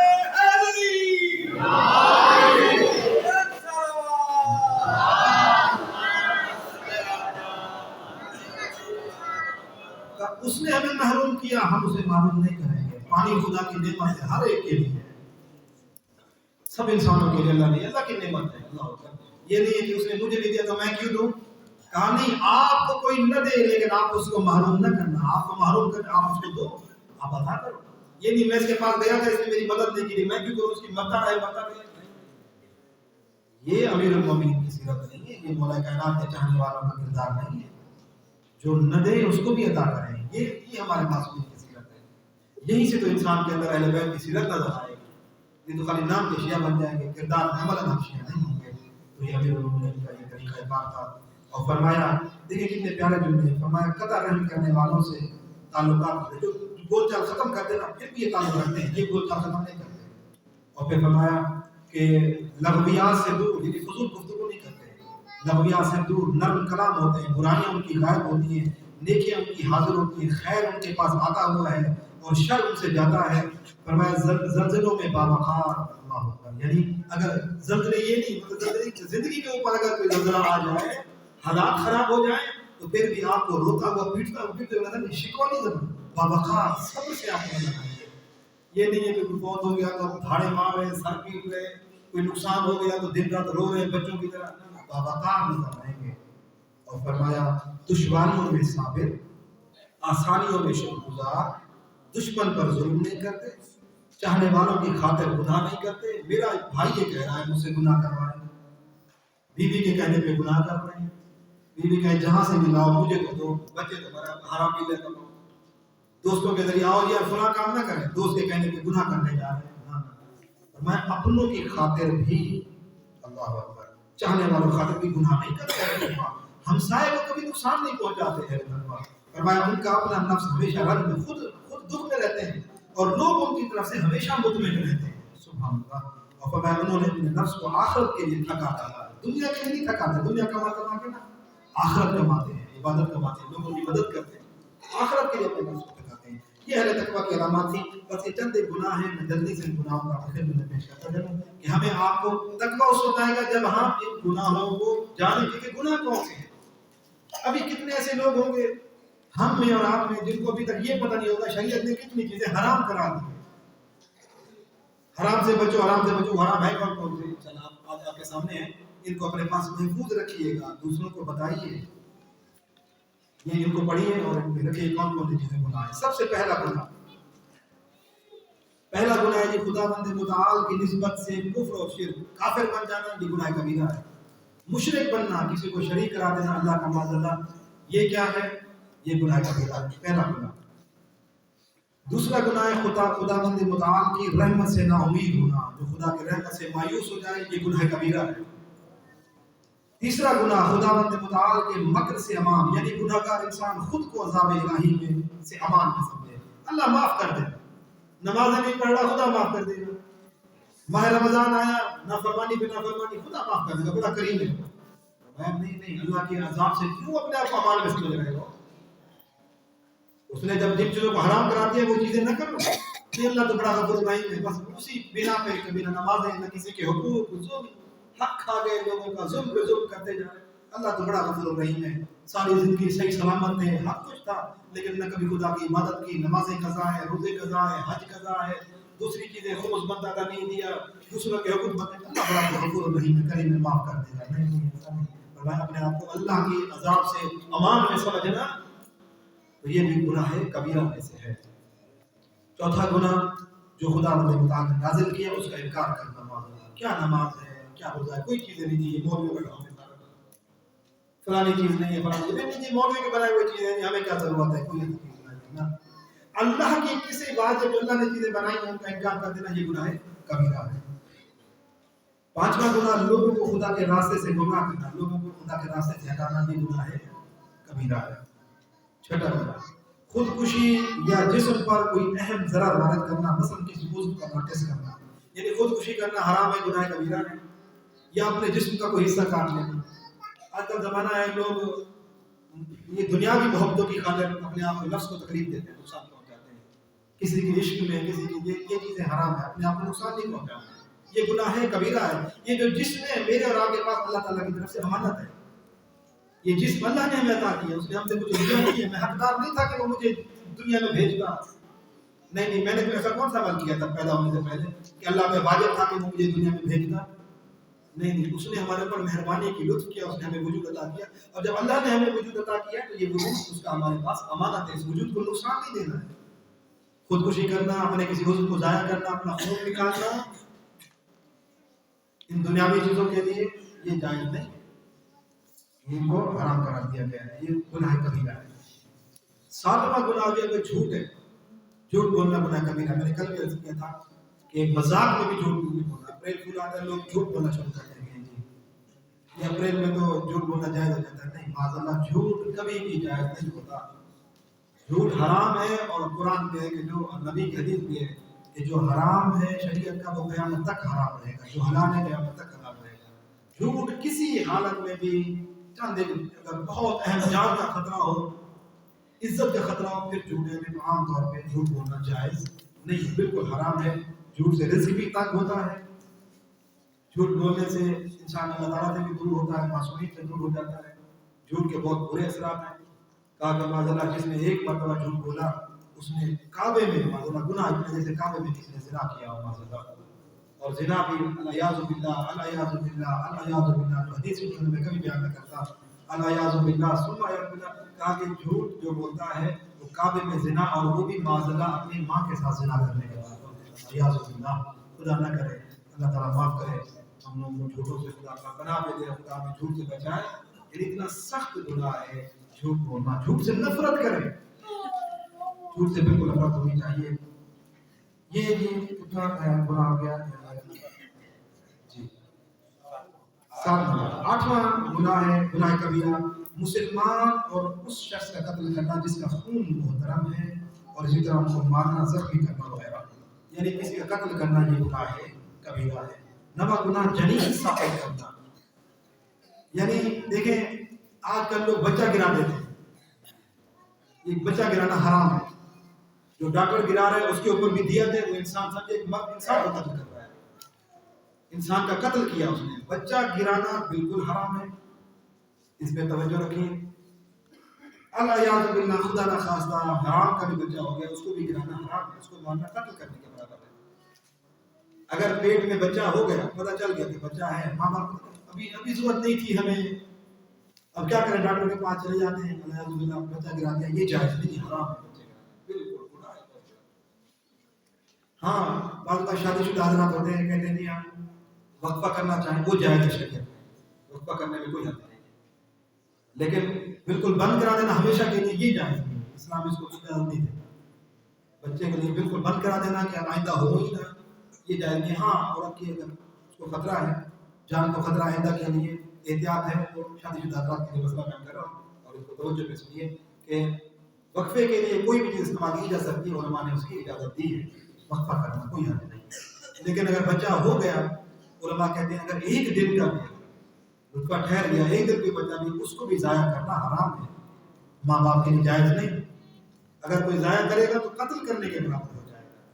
کہتے ہیں 4 مہینے کے بعد خلقت ہوتی ہے، بالکل شکل پورے 4 مہینے کے بعد خلقت تمام ہو جاتی ہے، تو ضروری نہیں کہ 4 مہینے سے پہلے بھی گرا دے بچہ، نہیں، جائز نہیں ہے، حرام ہے۔ چاہے دن عرض کیا نا، ایک دن کا بھی ابھی کیوں نہیں، ابھی خلقت شروع ہو رہا ہے، ابھی پیدائش کا جسم بننا ابھی پہلا دن ہو، ایک دن ڈاکٹر نے بتا دیا ابھی بچہ آپ کا جو ہے تقریباً ابھی ایک دن کے مراحل شروع ہو چکے ہیں ابھی تحلیل کے، اب گرانا حرام ہے، اب جائز نہیں ہے۔ لہٰذا اس لیے جنین گرانا جو ہے یہ ڈاکٹر حضرات میں بیٹھے ہیں یا پہنچ رہا ہے، ان کے لیے بچے گرانا حرام ہے، جائز نہیں ہے، نہیں تو ڈاکٹر کے اوپر وہی دیت پڑ جائے گی کہ جو ایک انسان کو قتل کرنے کی ہوتی ہے، اس لیے جائز نہیں ہے بچے گرانا۔ 10واں گناہ ہے خدا مند متعال کی جھوٹی قسم کھانا، یہ گناہ کبیرہ ہے، جھوٹی قسم کھانا اللہ تعالیٰ کی یہ گناہ کبیرہ ہے۔ 11واں گناہ ہے ناحق گواہی دینا، حق نہیں کہا، ناحق جا کے گواہی دے کر آ گئے، جی چلو میں تمہارے حق میں گواہی دیتا ہوں، جھوٹی گواہی، دوست ہے چلو دوست کی گواہی دیتے، نہیں، کسی کے لیے بھی گواہی ہے، اپنے سگے بھائی کے لیے بھی ناحق گواہی نہ دیں، گناہ کبیرہ ہے، بالکل کسی چیز کے لیے بھی، میرے بھائی کا فائدہ ہو جائے گا، بے شک نہیں، آپ فائدہ ان کا کر لیں گے، اپنے تو آپ اپنی قبر خراب کر دیا، اپنی آخرت برباد کر دی، لہٰذا یہ بھی گناہ کبیرہ ہے۔ 12واں گناہ کہا اس جگہ پر گواہی دینا چاہیے، جس جگہ پر گواہی دینا چاہیے وہاں گواہی کا چھپانا، ان کو گواہی بنتی تھی لیکن میں نہیں دوں گا گواہی، چھپا کے بیٹھ گئے، یہ بھی جائز ہے، یہ گناہ کبیرہ ہے۔ اگر آپ کو گواہی دینا بنتا ہے تو آپ گواہی دیں، گواہی چھپائیں نہیں، گواہی چھپانا بھی حرام ہے۔ 13واں گناہ ہے نماز، روزے، حج اور بقیہ واجبات الہی کو جان بوجھ کر ترک کرنا، یہ گناہ کبیرہ ہے۔ 14واں گناہ ہے واجب زکوٰۃ اور خمس کا ادا نہ کرنا، جس کے اوپر زکوٰۃ اور خمس بنتا ہے وہ نہ ادا کرے، یہ گناہ کبیرہ ہے۔ 15واں گناہ ہے عبادت میں ریاکاری، جو دکھاوے کی عبادت کرے یہ گناہ کبیرہ ہے۔ دکھاوے کی عبادت اللہ قبول نہیں کرتا، وہ عبادت بھی ضائع چلی جائے گی۔ 16واں گناہ ماں باپ کو اذیت اور ان کے ساتھ بدسلوکی کرنا۔ ماں باپ کی اذیت کرنے والا، ماں باپ کو تکلیف دینے والا، ماں باپ کی اطاعت نہ کرنے والا یہ گناہ کبیرہ ہے۔ اور حدیث میں ہے کہ ایسے بندے کو اللہ آخرت سے پہلے دنیا میں عذاب دیتا ہے، سزا دیتا ہے۔ ماں باپ کے نافرمان کو، میں نے اس دن عرض کیا تھا کہ جس نے غصے کی نگاہ سے ایسے نظر اٹھا کے ماں باپ کو غصے سے بھی دیکھ لیا، اللہ اس کی 40 دن تک نمازیں قبول نہیں کرتا ہے، اس کی عبادت قبول نہیں ہوتی۔ والدین کا نافرمان، والدین، کسی نے پوچھا مولا والدین کی فرمانبرداری اطاعت کتنی ہوتی ہے، کیسے اطاعت کی جائے؟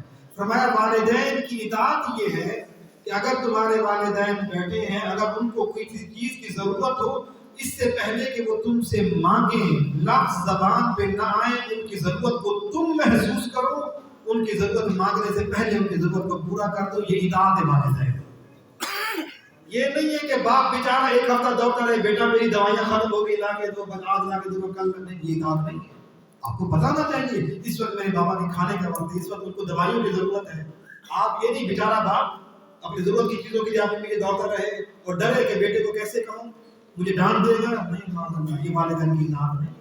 اللہ دنیا میں ذلیل کر دے گا، آخرت کا عذاب تو جب بھی ہوگا، لیکن دنیا میں اللہ تعالیٰ بچے کو، اولاد کو ذلیل کر دے گا، دنیا میں اللہ سزا دے گا۔ اس لیے فرمایا اطاعت والدین یہ ہے کہ ان کی زبان کو، ان کی ضرورت آنے سے پہلے آپ خود سمجھو میرے والدین کی ضرورت کیا ہے۔ جس طرح بچے کی ضرورت کو ماں باپ سمجھتے ہیں کہ اس وقت میرا بچہ کیا اس کو چاہیے، اسی طرح انسان کو چاہیے کہ وہ اپنے والدین کی ضرورتوں کو سمجھے۔ وقت تو تقریباً ختم ہو چکا ہے، اگر آپ کی اجازت ہو تو ان کی مکمل کیا جائے۔ اجازت ہے تو بلند آواز سے سلام بھیجتے ہیں۔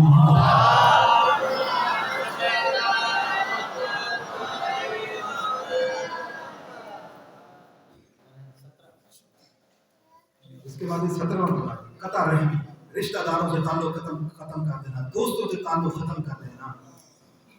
قطع رحمی وہ گناہ ہے، رشتہ داروں چھوٹی چھوٹی بات پہ بات کا جتنا بھی ناانصافی ہو جائے نا رشتہ داروں، پھر بھی اسے بول چال ختم نہ کریں، تعلق داری ختم نہ کریں۔ جو تعلق داری رشتہ داروں سے تعلق توڑتا ہے نا چھوٹی چھوٹی باتوں پہ، خبردار آج کے بعد میرے گھر سے اس کے گھر پہ کوئی نہ جائے۔ خدا پناہ دے، رشتہ دار دور کی بات، دوست دور کی بات، سگے بہن بھائیوں میں اتنی لڑائی ہو جاتی ہے، ایک دوسرے سے بولنا سلام کرنا پسند نہیں کرتے۔ کہاں جو قطع رحمی کر دے اللہ اس کی عمر گھٹا دیتا ہے، عمریں کم ہو جاتی ہے۔ اس لیے میں عرض کروں گا اگر کوئی بندہ یہاں بیٹھا ہوا ہے جس کے آپس میں تعلقات ختم ہے رشتہ داروں سے، وہ یہاں سے نکلنے سے پہلے ابھی سے نیت کر لے۔ کیوں؟ معصوم فرماتے ہو سکتا ہے قطع رحمی کرنے اللہ نے اس کی 30 سال عمر کم کر دی ہو، لیکن اگر آج وہ نیت کر لے کہ میں آج کے بعد کسی سے قطع رحمی نہیں کروں گا، میں ابھی جا کے اسے صلح کر لوں گا، تو اللہ اس کی عمر 30 سال بڑھا دے گا۔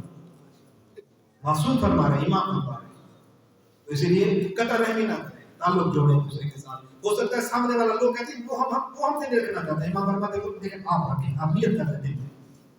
اچھا صلہ رحمی کتنی ہوتی ہے، تعلق کتنا ہونا چاہیے؟ کہا اتنا ہونا چاہیے، ابھی ویسے ساری نے لکھا اتنا ہونا چاہیے کہ سلام دعا جیسے ہوتی ہے فون پہ، یا کبھی گزر گئے کیسے ہیں آپ، ٹھیک ہیں، خیریت سے، السلام علیکم، ٹھیک ہے، کسی چیز کی ضرورت ہو تو بتائیے گا، یہ صلہ رحمی ہے، اس سے کم نہیں ہونا چاہیے۔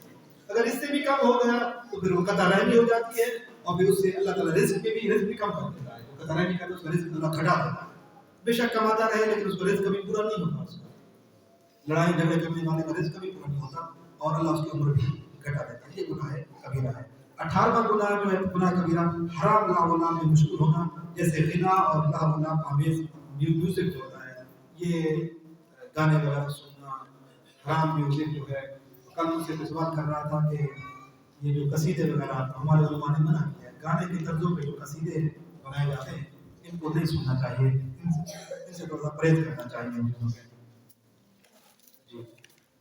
اس کے بعد ہے جی 19واں جو گناہ ہے وہ جوا کھیلنا گناہ کبیرہ ہے۔ 20واں ظالموں کی مدد کرنا، کوئی بھی ظالم ہے اس کی مدد کرنا، یہ بھی گناہ کبیرہ ہے۔ 21واں گناہ ہے شرعی قسم توڑنا، یہ نظر آپ نے کی تھی، نظر منت مانی تھی شرعی، اس کو توڑ دیں۔ میں قسم کھائی تھی میں آج کے بعد اللہ کی قسم کھاتا ہوں میں آج کے بعد فلانا کام نہیں کروں گا، میں آج کے بعد یہ کام نہیں کروں گا، میں فلاں کام نہیں کروں گا، آج کے بعد میں فلاں گناہ نہیں کروں گا، مجھے اللہ کی قسم، پھر اس کے بعد اس کو توڑ کے پھر وہی گناہ شروع کر دیا، تو یہ گناہ ہے کبیرہ، اس کا کفارہ پڑتا ہے اس کا۔ 22واں خیانت، پیمان شکنی، یعنی وعدے کو توڑ دینا، خیانت کرنا، امانت ہے۔ اس میں جادو کرنا جو ہے، یہ لوگ جادو کرتے ہیں دوسرے کے اوپر، یہ بھی گناہ کبیرہ میں آتا ہے۔ 24واں گناہ ہے تبذیر، یعنی مال کو مال کا بیہودہ اور ایسی جگہ خرچ کرنا جہاں مناسب نہیں، غیر مناسب جگہ پہ مال کو خرچ کرنا، یہ گناہ کبیرہ ہے، اس سے بچنا چاہیے۔ 25واں ہے اسراف، یعنی مال کا جتنا خرچ کرنا مناسب ہے اس سے زیادہ خرچ کرنا۔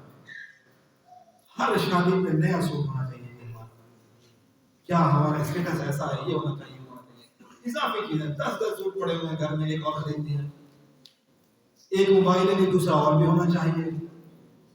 ہر جگہ جب گھر میں نکلتے ہیں دن میں 10 مرتبہ ہر وقت نئی گھڑی لگا کے نکلیں گے، جوتے اتنے رکھے ہوئے ہیں بہت سارے، نہیں جب ایک گزارا چل رہا ہے تو آپ 2 رکھ لیں، ایک گھر میں پہننے کے لیے، ایک شادی بیاہ کے لیے، فنکشن کے لیے رکھ لیں۔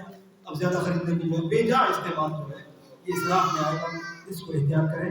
اللہ کی دولت کو نیک کام میں خرچ کیا جائے، ضرورت کے مطابق۔ اپنے اسلام یہ نہیں کہتا کہ اچھا نہ پہنے، آپ اچھا سے اچھا پہنے، خوشبو لگائیں، اچھا لباس اپنی حیثیت کے مطابق انسان پہنے، اسلام نے منع نہیں کیا۔ خوبصورت بننے کو تو کہا، اللہ بھی خوبصورت ہے، وہ بھی چاہتا ہے کہ میرے بندے بھی خوبصورت رہیں، اللہ جمال کو پسند کرتا ہے۔ 26واں گناہ شراب، معذلہ، آب جو ایک ہوتا ہے جو کا شراب ہوتا ہے، یہ عام شراب نہیں ہے، یہ گناہ کبیرہ ہے۔ شرابی کہا، شرابی غیرت مند نہیں ہوتا، شرابی سے نفرت کی ہے معصومین نے بہت زیادہ۔ چلو آگے دروس میں کچھ باتیں ہیں، آخر میں میں کروں گا، ابھی وقت دعوت میں گنجائش نہیں ہے۔ معصومین نے شراب سے بہت، اور ہر دوسری مست کرنے والی چیز، ہر وہ چیز جو مست کر دے اس کا استعمال کرنا حرام ہے، گناہ کبیرہ ہے۔ آج کل نئے نئے طرح کے نشے آ گئے، معاذ اللہ، نئے نئے طرح کی چیزیں آ گئی ہیں، مست کرنے والی نشہ والی چیزیں، ان سب چیزوں سے یہ حرام ہے، ان سے احتیاط کرنا چاہیے۔ 27واں گناہ ہے لواط، لواط جو ہوتا ہے یہ لڑکا لڑکے سے بدفعلی کرے، یہ گناہ کبیرہ ہے، معاذ اللہ۔ 28واں ہے زنا کرنا، اللہ یعوذ باللہ، یہ گناہ کبیرہ ہے، ان کے لیے پکی جہنم میں حدیث میں بہت زیادہ مذمت کی گئی ہے دونوں کے لیے، اور خاص طور پہ لواط جو ہوتا ہے لڑکا لڑکے سے اگر بدفعلی کرتا ہے تو حدیثوں میں جملے ہیں، امیر المؤمنین کا فرمایا اس کے ہاتھ پیر باندھ کے اس کو یا تو بلندی سے زمین پر پھینک دیا جائے یا اس کے جسم کو جلا دیا جائے، اللہ یعوذ باللہ، یہ بہت بڑا گناہ ہے، معاشرہ گناہوں میں گھرتا چلا جا رہا ہے، ان چیزوں سے احتیاط کرنا بہت ضروری ہے۔ بغیر شرعی گواہ کے کسی کو زنا کی خبر دینا، یہ بھی گناہ کبیرہ ہے۔ اس وقت مرد اور عورت کو زنا کے لیے یا 2 مرد کو لواط کے لیے جمع کرنا، یہ بھی گناہ کبیرہ ہے۔ استمناء شوہر اور زوجہ کے علاوہ دوسری جنسی لذتیں اٹھانا، استمناء کرنا یعنی اپنے جسم سے لذت حاصل کرنا، یعنی بغیر زوجہ اور شوہر کے، معاذ اللہ، جو کہ حرام ہے، وہ بھی گناہ کبیرہ میں آتا ہے۔ 32 قرض یا معاملے میں ربا یعنی سود، یہ بھی گناہ کبیرہ ہے، اور قرض تاخیر سے ادا کرنے کی وجہ سے زیادہ لینا، یعنی ایک ہوتا ہے نا جی کہ میں قرض دے رہا ہوں میں دوں گا نہیں، اب گناہ ہے، اس نیت سے قرضہ لے کے بس لے کر میں نہیں دوں گا، تو یہ قرضہ لینا حرام ہے، گناہ کبیرہ ہے۔ انسان، کل بھی ایک دوست میرے پاس آیا، کہا ایک بندے نے دیا مجھ سے قرضہ اور اس کے بعد اللہ نے سب کو دیا، لیکن وہ کہہ رہا ہے میں تمہیں دوں گا نہیں، مجھے معاف کر دو، تو ایسا بھی نہیں ہونا چاہیے۔ اگر حیثیت ہے تو قرضہ دینا ضروری ہے، قرضہ کسی کا نہ دینا یہ جائز نہیں ہے۔ 33واں گناہ معاملات میں غش، دھوکہ کرنا، معاملات میں دھوکہ کرنا، کسی کو 2 نمبر چیز دینا، کسی کو آپ گاڑی بیچ رہے ہیں، کچھ کر رہے ہیں، اپنے اس میں وہ خرابی نہیں بتا رہے ہیں، کہہ رہے ہیں بہترین گاڑی ہے میرے لیے، آپ نے خرید لیں، وہ خراب ہے، یا کوئی چیز ایسی رکھی ہوئی ہے دکاندار حضرات معذرت کے ساتھ، کوئی چیز ایسی رکھی ہوئی ہے اور اس کو جو ہے نا یہ ٹھیک ہے جی بالکل اس کو بیچ دیں، یعنی کوئی بھی کام ہو اگر اس میں دھوکہ کیا جائے تو یہ گناہ کبیرہ ہے۔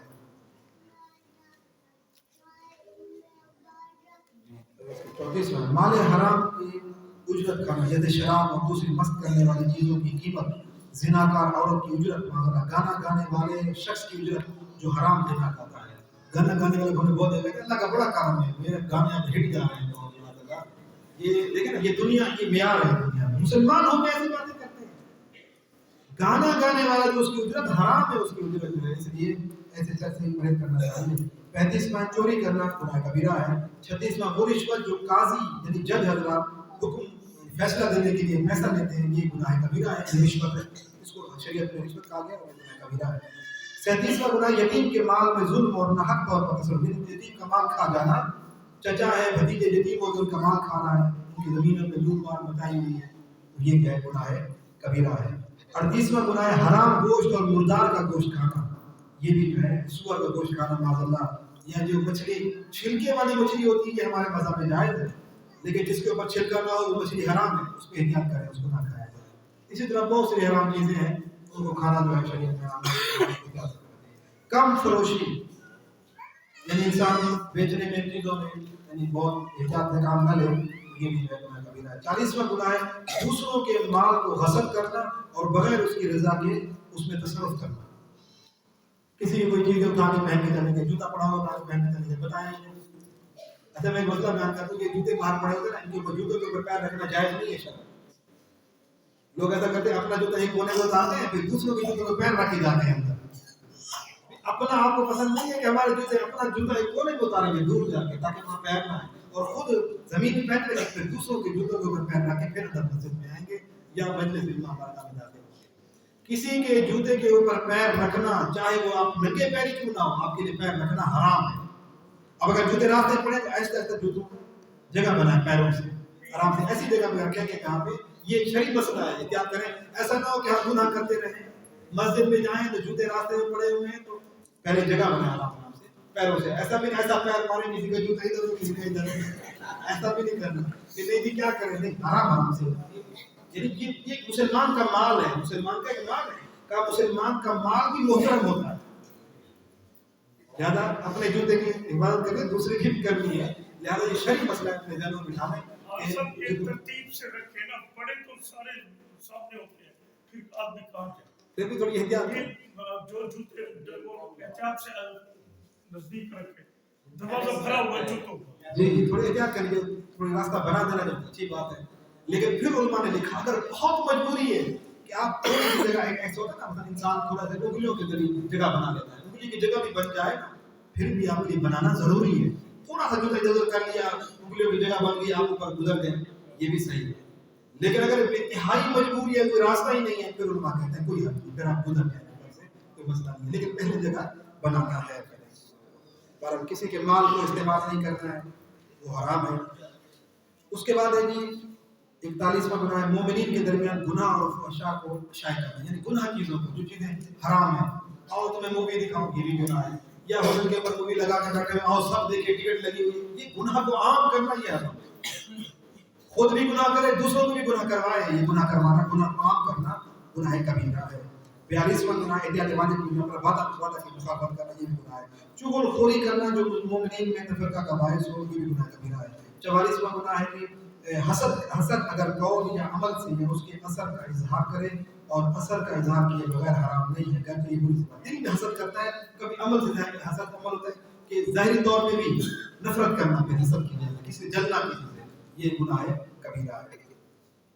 اس کے بعد ہے جی مومن کو گالی دینا یا ناسزا کہنا اور لعنت کرنا، مومن کو گالی دینا گناہ کبیرہ ہے۔ کہا جو کسی آج فیشن بن چکا ہے، بات بھی کرتے ہیں 10 گالیاں دے کر بات کرتے ہیں۔ اچھا کچھ لوگوں کی تو معذاللہ ایسی عادت ہے وہ چیزوں کو بھی گالیاں دیتے ہیں، موبائل خراب ہو گیا تو موبائل کو گالی دے دی، ایسی عادت ہوئی ہے لوگوں کی۔ بائک خراب ہوگی تو بائک کو گالیاں دے رہے ہیں ماں بہن کی، معذاللہ۔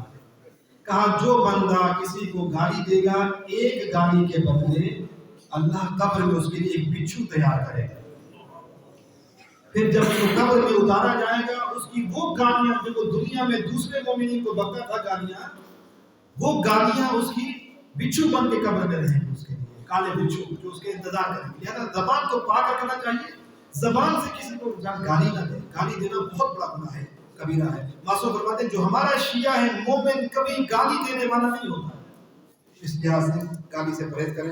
بس جلدی جلدی مکمل کروں۔ فرمایا مومن کی اہانت اور ذلیل کرنا، مومنین کو توہین کرنا، جب بھی آئے اس کے ساتھ مذاق، اس کی بے عزتی کرنا، مومن کی اہانت اور توہین کرنا گناہ ہے۔ مومن کے راز کو فاش کرنا، کسی کے راز کو فاش کرنا۔ 48واں گناہ ہے مومن کے مخفی گناہوں کے بارے میں، کسی گھر کی جاسوسی کرنا، یہ کیا کرتا ہے، کہاں جاتا ہے، اس کے گھر میں کیا ہو رہا ہے، اگر لڑائی کی آواز آپ دکان لگا کے سن رہا ہے یا پوچھتا ہے فلانا کیسے گزار رہا ہے تاکہ اس کی عیب معلوم ہو، یہ گناہ ہے کبیرہ ہے۔ 49واں گناہ ہے کہ مسلمان کی جان مال اور آبرو کو نقصان پہنچانا۔ 50واں گناہ یہ ہے کہ مومن پر تہمت لگانا، کوئی الزام لگانا۔ 51ویں گناہ ہے کہ غیبت کرنا، اور 52 نمبر میں گناہ احتیاط واجب کی بنا پر مسلمان سے 3 دن سے زیادہ خفا رہنا، 3 دن سے زیادہ ناراض رہنا کسی مسلمان سے، یہ گناہ کبیرہ ہے۔ آخر میں 2 جملے ہیں، مگر یہ کہ امر کر جائے۔ سب سے بڑا گناہ کون سا ہے امیر المومنین کے نزدیک؟ مولا کائنات فرماتے ہیں سب سے بڑا گناہ وہ ہے جسے کرنے والا اسے ہلکا سمجھے. کوئی بھی گناہ ہے، آپ نے کہا یہ گناہ کچھ نہیں ہوتا جی، خیر کر لیں، نہیں، مولا فرماتے ہیں یہ نہ سمجھو کہ بڑے گناہ صرف یہ ہے، نہ یہ لسٹ بیان کیا نا. مولا فرماتے ہیں ہر وہ گناہ جس کو کرتے ہوئے آپ ہلکا سمجھے وہ گناہ کبیرہ بن جاتا ہے. اور پھر آگے فرماتے ہیں ترک گناہ کیا ہے؟ مولا فرماتے ہیں گناہ کا نہ کرنا توبہ کرنے سے آسان تر ہے. نہ کرو آپ، پھر رونا، پھر اللہ کی بارگاہ میں توبہ کرنا، اس سے بہتر ہے آپ نہ کرو. یہ سب سے زیادہ بہتر ہے. آج 15 منٹ زیادہ ہو گئے، اس کے لیے آپ حضرات سے معذرت چاہوں گا. 2-3 سوال ہیں آپ سب حضرات سنیں.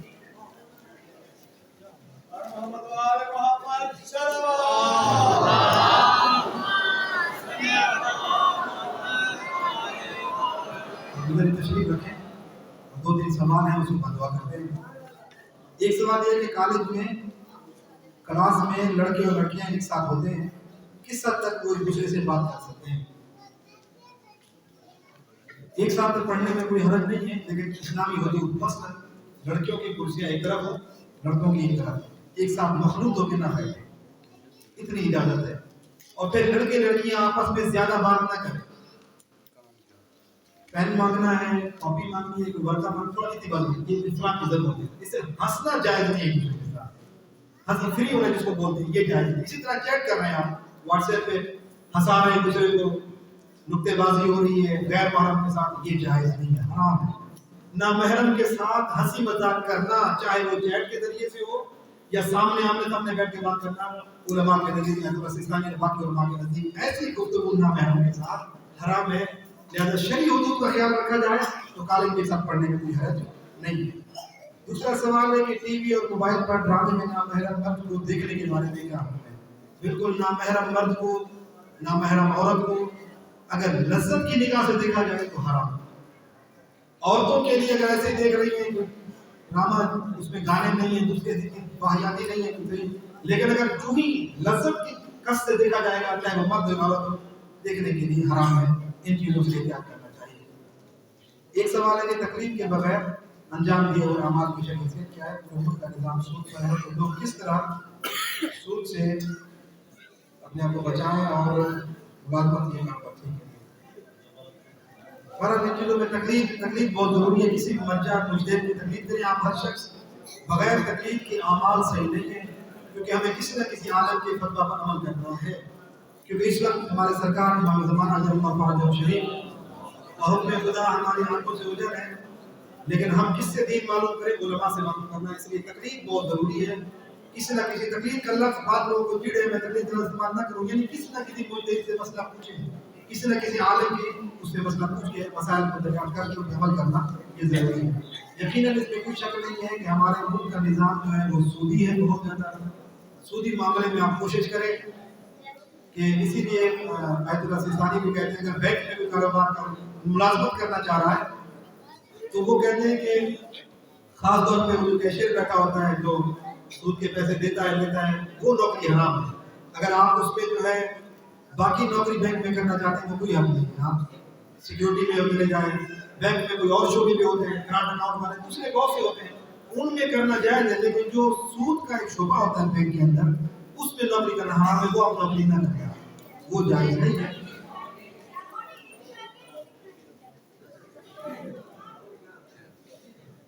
جی وہ پاکستان میں کئی میں آخری سوال کو نہیں سمجھا.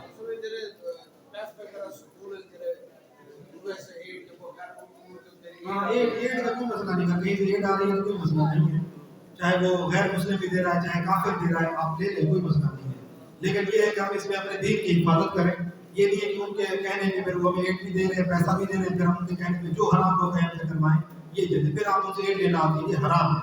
لیکن اگر وہ دے رہے ہیں تو کوئی حرج نہیں ہے، اسلام میں اس چیز کی منع نہیں کی گئی ہے. آپ حضرات سے گزارش ہے کہ درس کے ختم ہونے سے پہلے ایک مرتبہ سورہ الحمد اور 3 مرتبہ سورہ اخلاص کی تلاوت فرما کر تمام مرحومین مومنات اور بالخصوص مرحوم غفور سید مجاہد حسنین جعفری صاحب اور سید محمد قاسم جعفری صاحب کی روح کو تمام مرحومین مومنات کی ارواح کو ارشاد فرمائیں، بلند فرمائیں. حاضرین کے مرحومین اللہ تعالیٰ درجات بلند فرمائے. ہم سب کے مرحومین کی اللہ سے دعا ہے کہ ہم سب مرحومین کی مغفرت فرمائے.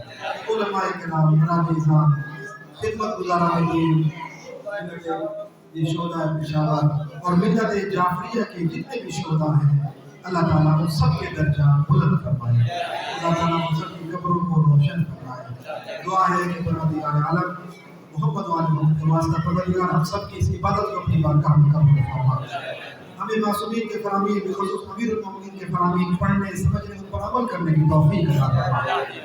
پروردگار ہمیں اپنے واجبات سیکھنے اور عمل کرنے کی توفیق عطا فرما، ایک دوسرے کے حقوق ادا کرنے کی توفیق عطا فرما، ہمیں امیر المومنین کا سچا شیعہ بننے کی توفیق عطا فرما۔ پروردگار محمد و آل محمد کا واسطہ جو مومنین مریض ہیں جنہوں نے التماس سے دعا کی ہے اور ہم حاضرین بھی ہمارے گھروں میں جو مریض ہیں محمد و آل محمد کا واسطہ تمام مریضوں کو صحت و سلامتی عطا فرما۔ پروردگار جو مومنین پریشانی میں مبتلا ان کی پریشانیاں دور فرما، جو مشکلات میں گرفتار ہیں امیر المومنین کے صدقے میں مشکلات آسان فرما، ملت جعفریہ کے بے جرم اسیروں کو رہائی عطا فرما، جہاں کہیں اہل بیت کے چاہنے والے ان کی جان مال عزت کی اور حفاظت فرما۔ پروردگار محمد و آل محمد کا واسطہ مراجع کرام علماء اعظام اور سب کے جو زندہ ہے پروردگار ان کا سایہ ہمارے سروں پر قائم دائم فرما، ہمارے آقا و مولا امام زمانہ کے ظہور میں تعجیل فرما، ان کی زیارت سے ہمیں مشرف فرما، ہماری گناہ گار آنکھوں کو پروردگار امام کی زیارت سے مشرف فرما، مرنے سے پہلے ہمیں کربلا امام حسین کی زیارت نصیب فرما، آخرت میں اہل بیت کی شفاعت نصیب فرما۔ جو دعائیں ہماری زبان تک نہیں آ سکی تو دلوں کے رازوں کو بہتر جانتا ہے، پروردگار ان دعاؤں کو اپنی بارگاہ میں مستجاب فرما، صاحبان اولاد کو اپنی اولاد کی تربیت کرنے کی توفیق عطا فرما، ہماری دعاؤں کو شرف دے قبولیت عطا فرما۔ دعاؤں کی قبولیت کے لیے صاحبان نیاز کی مال رزق میں وسعت کے لیے اور مریضوں کی شفا یابی کے لیے امام کے ظہور میں تعجیل کے لیے ان دروس کی ان پروگرام کی قبولیت کے لیے بابا سے بلند صلوات